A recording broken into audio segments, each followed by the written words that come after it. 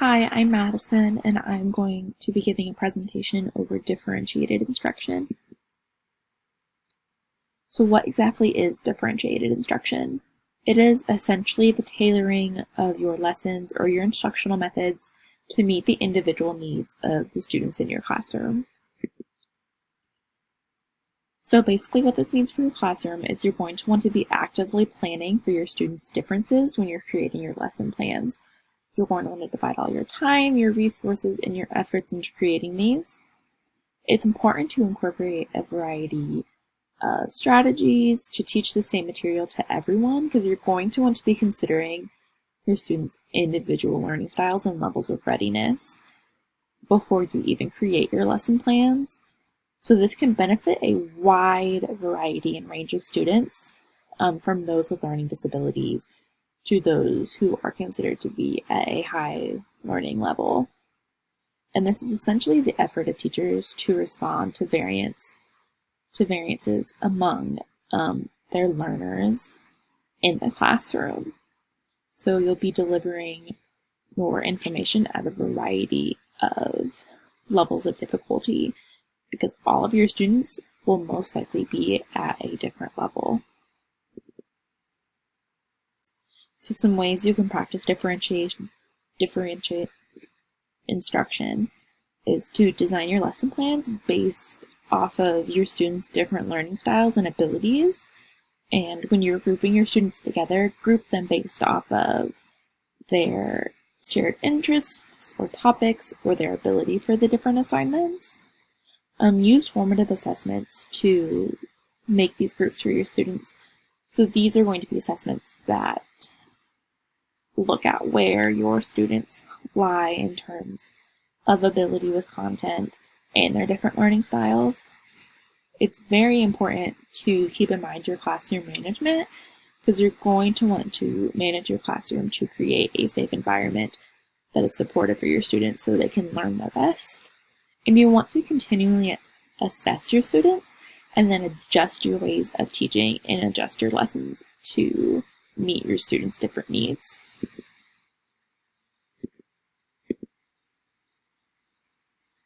So how to use differentiated instruction. There are 4 primary ways essentially to use this in your classroom. The first one is content, and these are your students' needs for achievement. So you're going to want to look at your students' familiarity to content, because some students are going to be very familiar with your content and some are going to be very unfamiliar with the content. So you're going to want to keep that in mind when you're creating your different lessons.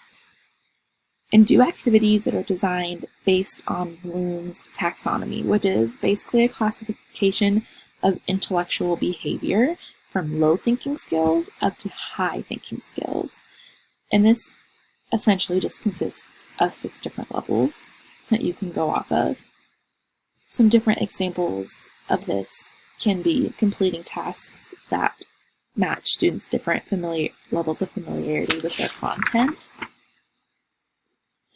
So an example of that could be matching vocabulary words to their definitions, having students read passages and then answer questions that are related to that passage, having students at a higher level of thinking read a passage and find the differences between fact and opinions, having students read a passage and identify the author's position throughout the passage. And then one thing that could be very useful for teachers to do is to create a PowerPoint at the end of a lesson that summarizes the lesson so it hits the topics all again, so that way you make sure that each student has successfully gotten the content delivered to them. So the next thing you're going to want to look at is your process, and this is going to be engaging the students to master their content essentially. So this is going to be different ways that you will assess the students throughout the lesson. So you're going to want to deliver this to match each student's different learning styles. So these are going to be visual learners, auditory learners, and kinesthetic learners.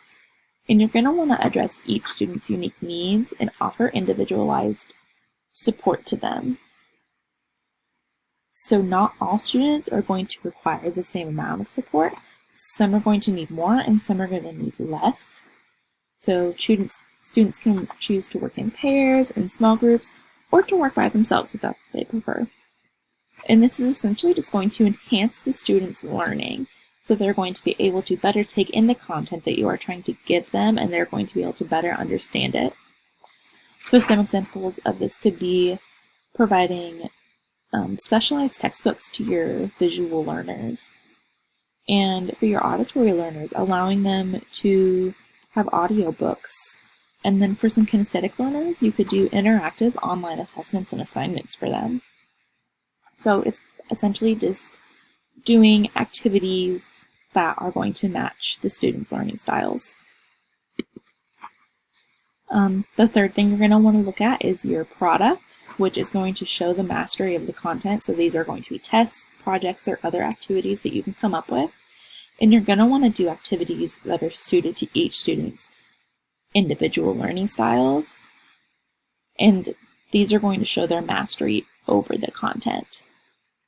So you're going to want to have projects that are going to have them use what they have learned throughout the lesson. So these can be a variety of different things. For example, you could have students who are more reading and writing based learners to create book reports, have students that are more visual learners to create graphic organizers, have students that are more auditory learners can do oral book reports, and then students who are more kinesthetic learners can make dioramas over what have been used, or if it's like a science lesson per se, they can do an experiment and things like that. So that way it's really engaging your students on a variety of different levels.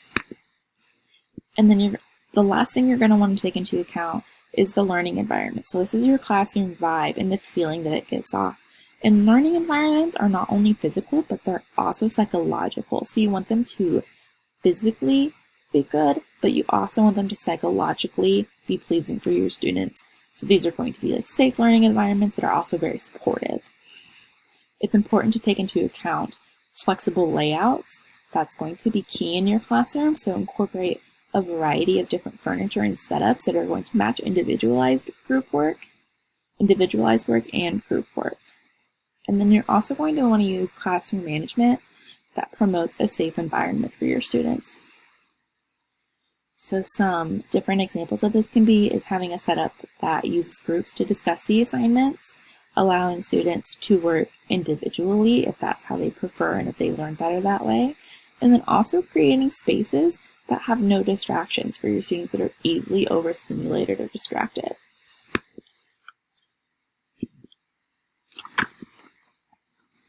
So next you're going to want to look at how you're going to prepare your students and your classroom to use differentiated instruction. For preparing your students, you're going to want to look at their strengths first.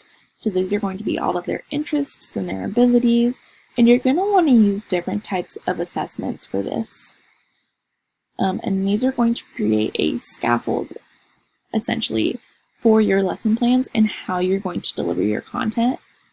And a really good thing to do is to include students in the planning process for your classroom. Include their input on how you set up the classroom, because this is going to help you improve motivation, and it's going to help them be more motivated to work harder, and they're going to essentially learn better. And one thing to keep in mind is to leave your ego outside of the classroom. It's important to know that sometimes you are very limited and that you might not be as informed on a topic as you want to be. And that it's okay to send students to other teachers so they can get more information over something. It's all about helping your students, and this is only going to help them in the long run. You want them to learn to the best of their ability, and sometimes sending them to somebody else can be just that. So how to prepare your classroom. Organization is going to be very, very important. You want to be flexible when it comes to organizing your classroom. Don't have one key setup that you leave for the whole school year. You want to organize to optimize your instructional time, so that way you're not wasting time looking for things. You're organized and you're ready to go, which will be better suited for your learners. And make sure that it's structured. Students like flexibility, and it's good to be flexible, but making it structured helps it to feel safe for your students, and it's going to promote better learning, and students ultimately like structure. And it's always important to remember your floor setup, your bulletin boards, and how you store your materials. So when you're doing your floor setup, use multiple arrangements that are suited for group work and individualized work, so that way students that like to work in groups can, and those who like to work by themselves can. And take students with special needs into account. So for example, if you have a student with visual disabilities, they can sit towards the front of the classroom and closer to the board so they can better see. For a student that may need to have access to an outlet, have them get close to a power outlet, so that way they have that access that they're going to need. Material storage, make sure they're all in locations that are easily accessible for all of your students, so that way they can easily find everything and grab it, and you're not constantly having to do that yourself. Clearly label all of your containers so everything is easy to find, nobody's hunting for anything. And then identify locations of material, so identify where the hand-in box in is for work, or if there's an area for students to put their work that they haven't completed yet. These are all going to be very helpful in the long run to your classroom. And then your bulletin boards, use them to provide useful information throughout the school year.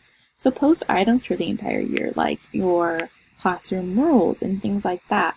And then, or you can change them according to the lesson that you are currently teaching. And this essentially will just provide an area for students to look back on, so if they need extra information, they can get it. Or if they need a quick reminder, they can also look there for that.